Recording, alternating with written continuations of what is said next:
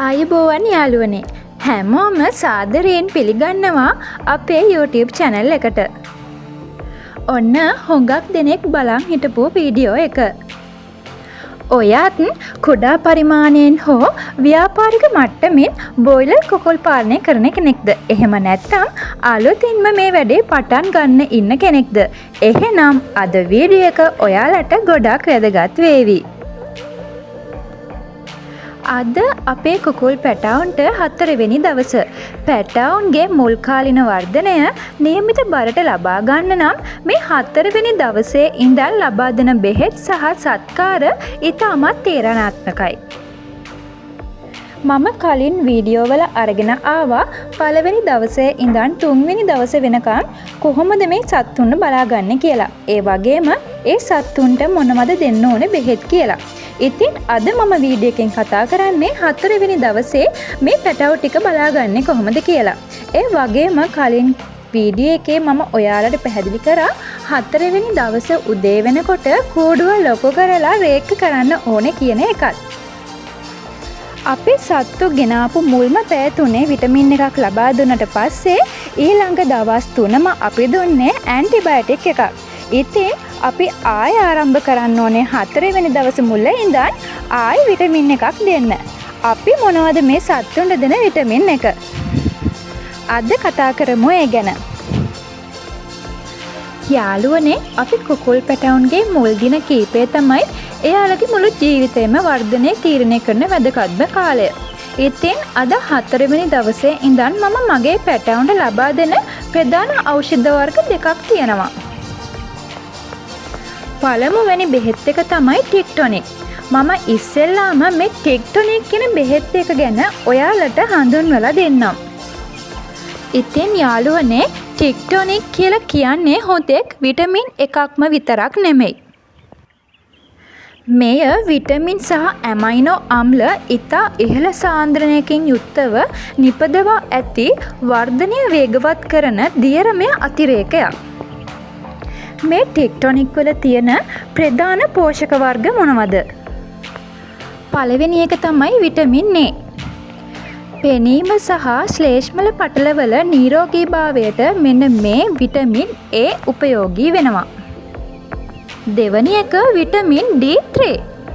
Calcium අවශෝෂණය කර අස්ථි ශක්තිමත් කිරීමට මෙන්න මේ විටමින් D3 උපයෝගී වෙනවා.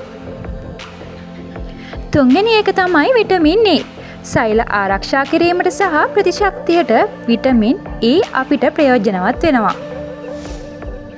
ඊළඟ එක තමයි විටමින් B කාණ්ඩය. මොනවද මේ විටමින් B කාණ්ඩයට ඇතුළත් වෙන්නේ? B complex, B1, B2, B6 and B12. මේකෙන් සතාට ශක්තිය නිපදවීමටත් ස්නායු පද්ධතියේ ක්‍රියාකාරීත්වයටත් වැදගත් වෙනවා. ඊළඟට යාළුවනේ මම කියවනේ මේ ටික්ටොනික් වල ඇමයිනෝ අම්ලත් තියෙනවා කියලා. ඉතින් මේවා තමයි මස් පිඩු වර්ධනයට අවශ්‍ය ප්‍රෝටීන් තනන ඒකක. හරි, ඊගව කාරණය. ඇත්තට මේ ටික්ටොනික් දුන්නාම ලෙඩ හොඳ වෙනවද? මේක ඉතාමත් වැදගත් ප්‍රශ්නයක්. ටික්ටොනික් කියන්නේ රෝග සුව කරන බෙහෙතක් නෙවෙයි. රෝග වළක්වන පෝෂක අතිරේකයක්. ඉතින් මේ ටික්ටොනික් සතාගේ ප්‍රතිශක්තිකරණ පද්ධතිය ශක්තිමත් කරන නිසා ලෙඩ රෝග හැදීමට ඇති ඉඩකඩ ඉක්මනටම අඩු කරනවා. ඒ වගේම මතක තියාගන්න සත්තුන්ට බැක්ටීරියා ආසාදනයක් වුණොත් ටික්ටොනික් දීලා හරියන්නේ නැහැ. ඒ වෙනුවට අපි දෙන්න ඕනේ ප්‍රතිජීවකයක්. මම දැන් කියලා දුන්න වගේ මේකේ විටමින් A, D, E වගේම B කාණ්ඩයේ විටමින් රාශියක් තියෙනවා. ඒ විතරක් නෙමෙයි සතාගේ මස් වර්ධනය කරන්න ඕන ඇමයිනෝ අම්ලත් මේකේ අඩංගුයි. අපි මේක දෙන්නේ සතා ලෙඩ වුණාම නෙවෙයි. ඉතින් සතා ලෙඩ නොවී තියාගන්නයි අපි මේක දෙන්නේ. සතාගේ ඇඟේ ශක්තිය වැඩි කරලා ඉක්මනින් බර වැඩි කරගන්නයි අපි මේක පාවිච්චි කරන්නේ. සරලවම කිව්වොත් මේක හරියට පොඩි ළමයින්ට දෙන මල්ටි විටමින් එකක් වගේ වැඩක් කරන්නේ. හරි, අපි දැන් ටික්ටොනික් ගැන කතා කරානේ. මම කිව්වා මේ සත්තුන්ට 4 වෙනි දවසේ ඉඳන් ඖෂධ වර්ග දෙකක් දෙනවා කියලා. මොකක්ද බලමු ඊළඟට අපි දෙන ඖෂධය කියලා. ඊළඟට අපි දෙන බෙහෙත් එක තමයි E+. හුඟක් දෙනෙක් මේ E+ කියන බෙහෙත් එක දන්නේ නැතුව ඇති. හුඟක් දෙනෙක් දන්නේ සෙල්විට් E කියන බෙහෙත් එක. ඇත්තටම ප්‍රශ්නයක් නෑ සෙල්විට් E හෝ E+ එක දුන්නට. මොකද මම බැච් දෙකක් විතර සෙල්විට් E යූස් කරා. මට ලොකු ප්‍රතිඵලයක් හම්බුනේ නැහැ. ඇත්තටම මෙන්න මේ E+ කියන බෙහෙත් එක ටිකක් හොඳයි කියලා හිතුණා. ඔයාලත් හැම බෙහෙතම හැම වැජ් එකකටම පාවිච්චි කරන්න එපා. පොඩ්ඩක් වෙනස් කරලා ඒකේ අලුත් දේවල් තියෙනවද කියලා පොඩ්ඩක් අත්හදා බලන්න. මොකද අපි එකම තැන ඉන්න හොඳ නෑ. අලුත් දේවලුත් අත්හදා බලන්න ඕනේ. මොකද කලින් අපි පාවිච්චි කරපු දේට වැඩිය ඒක හොඳ වෙන්න පුළුවන්. නරක වෙන්න පුළුවන්. එක බැජ් එකකට හරි පාවිච්චි කරලා බලන්න ඕනේ. ඉතින් තව දෙයක්. මම ටික්ටොනික් වෙනුවට ඉස්සරහා බැජ් එකක වෙන බේස් එකක් පාවිච්චි කරාගෙන හිතාගෙන ඉන්නවා. ඒ බෙහෙත් එක හරි ගියොත් මම අනිවාර්යෙන් ඔයාලට ඒ වීඩියෝ එක කරනවා. හරි, අපි දැන් E+ එක ගැන කතා කරමු.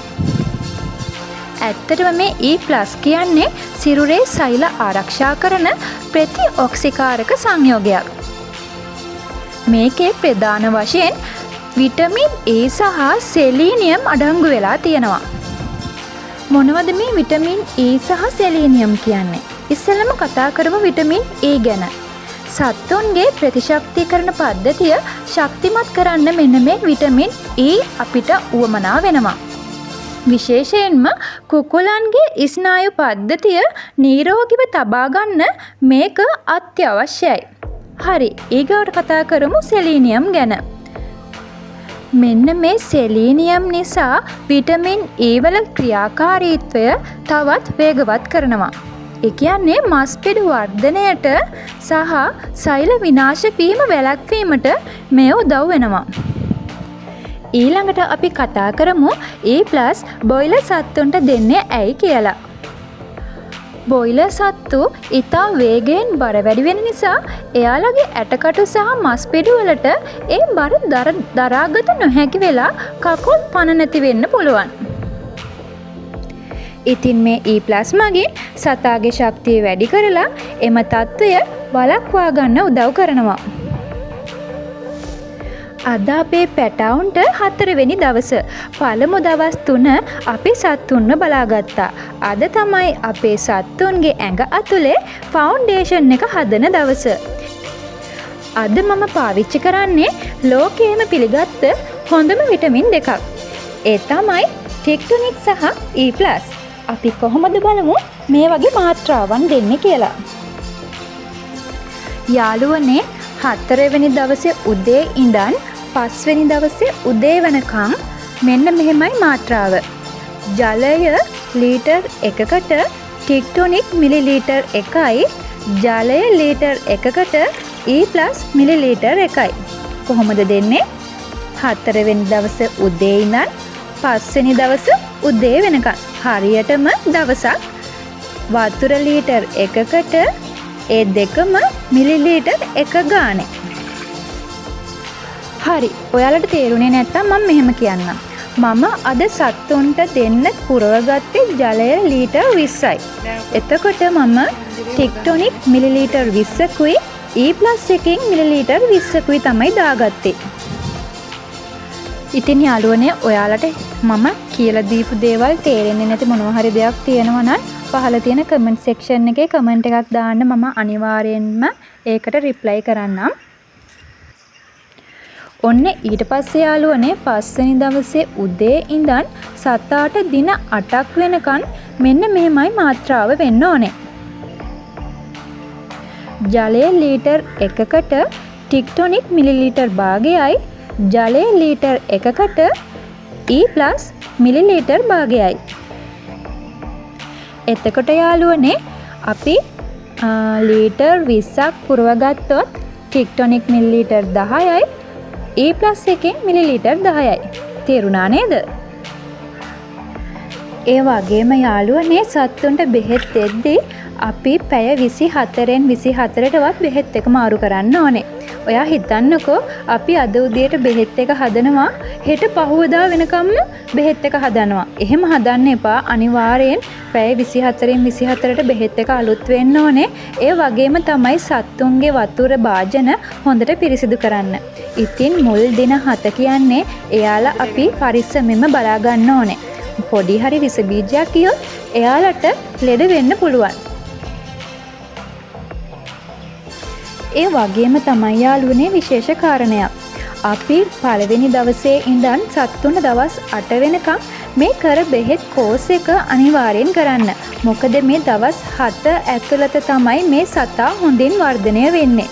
ඉතින් මේ දවස් 7 ඇතුළත මෙන්න මේ විටමින් වර්ග සහ ප්‍රතිජීවක ලබා නොදුන්නොත් ඇත්තටම සත්තුන්ට ඒක ලොකු අවාසියක්. ඒ කියන්නේ සත්තුන් අපි දවස් 40 වෙද්දී අපිට ලොකු බරක් ගන්න බැරි වෙනවා.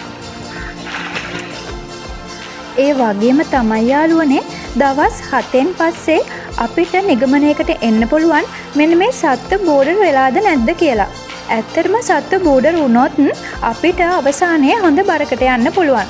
ඉතින් අපි මේ බලන්නේ හරියටම දවස් 7 සම්පූර්ණ වුණාට පස්සේ සත්තු 10ක් අරගෙන බලනවා ඇවරේජ් බර හරියටම ග්‍රෑම් 200 තියෙන්න ඕනේ. ඔන්න යාළුවනේ අපි දැන් කරන්න යන්නේ හරියටම දවස් 7 සම්පූර්ණ වුණාට පස්සේ සත්තුන්ගේ ඇවරේජ් බර ගන්නේ කොහොමද කියලා. ඉස්සෙල්ලාම තරාදියේ බකට් එක අඩු කරලා කිරා ගන්න ඕනේ. ඊට පස්සේ මම සත්තු 10 දෙනෙක් අපි උඩින් තෝරලා ගත්තා. අපි වෙනම ලොකු සත්තු කියලා බලන්න එපා. අහුවෙච්ච කෙනෙක් අතට ගන්න. මොකද ඇවරේජ් බරක් ගන්න නිසා. ඒ වගේම තමයි 10 දෙනෙක් ගත්තේ මට ගත්ත ප්‍රමාණය ග්‍රෑම් 200ක් නේ වෙන්න ඕනේ. ඒතර 10 දෙනෙක් ගත්තාම අනිවාර්යෙන් කිලෝ 2කට තමයි එන්න ඕනේ. ඒක පෙන්නන්නත් ලේසි නිසා මම 10 දෙනෙක් තමයි සත්තු ගත්තේ. අපි හැමතිස්සෙම සත්තු කිරන්නේ නැහැ. අපි ඉස්සෙල්ලාම කිරන වෙලාව තමයි මේ දවස් 7 සම්පූර්ණ වුණාට පස්සේ තමයි අපේ ෆාම් එකේ නම් බර කිරන්නේ. බලන්න ග්‍රෑම් කිලෝ 2.450ක් ඉන්නවා. ඇත්තටම සතුටුයි. මගේ මහන්සියේ ප්‍රතිඵල තමයි ඉතින් මේ. ඒ කියන්නේ ඇවරේජ් බර ග්‍රෑම් 245යි. ඔන්න යාළුවනේ අපි ඊළඟට කරගන්න ඕනේ 7 වෙනි දවසේ උදේ වෙනකොට කූඩුව ලොකු කරගන්න ඕනේ. කලින් අපි කූඩුව ලොකු කරේ 4 වෙනි දවසේ උදේ. ඉතින් 4 වෙනි දවසේ උදේ කූඩුව ලොකු කරාට පස්සේ 7 වෙනි දවසේ උදේ කූඩුව ලොකු කරන්න ඕනේ. ඉතින් මේ වීඩියෝ එක හුඟක් දික් වෙන නිසා මම ඒ ලොකු කරන වීඩියෝ එකේ විස්තර ඊගොව වීඩියෝ එකෙන් ඔයාලට අරගෙන එන්නම්. ඉතින් යාළුවනේ අද අපි කතා කළේ දවස් 4ක පැටවුන්ට දෙන විටමින් ගැන. ඉතින් මේ විදිහට කළොත් ඔයාලටත් නිරෝගී ගොවිපලක් පවත්වාගෙන යන්න පුළුවන්. ප්‍රශ්න තියෙනවා නම් කමෙන්ට් කරන්න. වීඩියෝ එකට ලයික් කරලා ෂෙයා කරන්නත් අමතක කරන්න එපා. ඒ වගේම මගේ නාලිකාව සබ්ස්ක්‍රයිබ් කරන්නත් අමතක කරන්න එපා. ගිහිල්ලා එන්නම් යාළුවනේ. ඊගව වීඩියෝ එකකින් හමු වන බලාපොරොත්තුවෙන් අදට මම සමුගන්නවා. ඔයාලට සුබ දවසක්.